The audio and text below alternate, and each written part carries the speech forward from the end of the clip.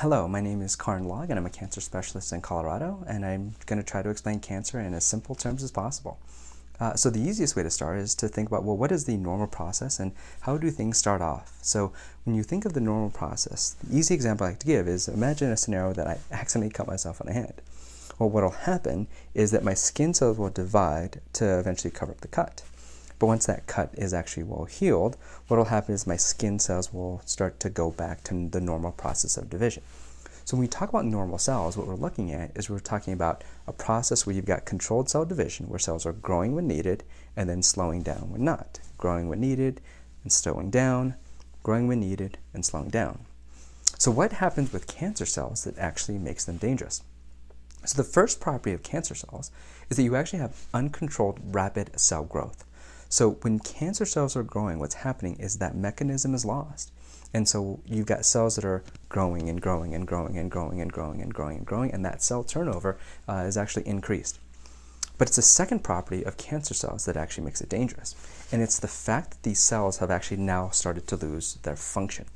An example that I also like to give is imagine a scenario where I'm writing a letter to somebody that I love, like my wife. And I write a letter and say, hey, I love you, and I hand that letter to my wife. Well, the idea behind that letter is it's supposed to have a purpose and meaning that goes behind it. Well, now imagine a scenario where I've writing 100 letters to my wife, but I've got the next 10 seconds to do so.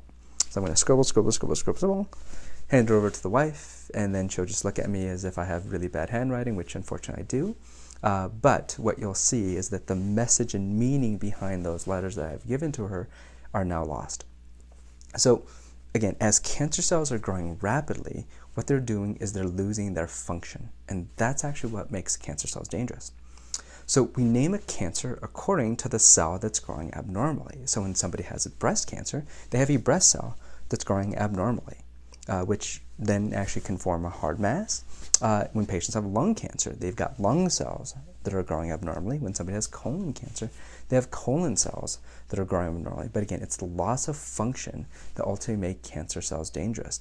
And when organs start to malfunction or you lose the function of an organ is when cancer cells ultimately become very, very dangerous and when patients unfortunately start to get sick from cancer. So that's cancer in a nutshell, and just hopefully that was something that clarified the main issue with why cancer is dangerous. If you found it helpful and think that other family members or friends can use that information, feel free to like this video as well as share it. I'll try to create as many videos as possible with any questions that you also may have. Thanks again, and appreciate your time and feedback.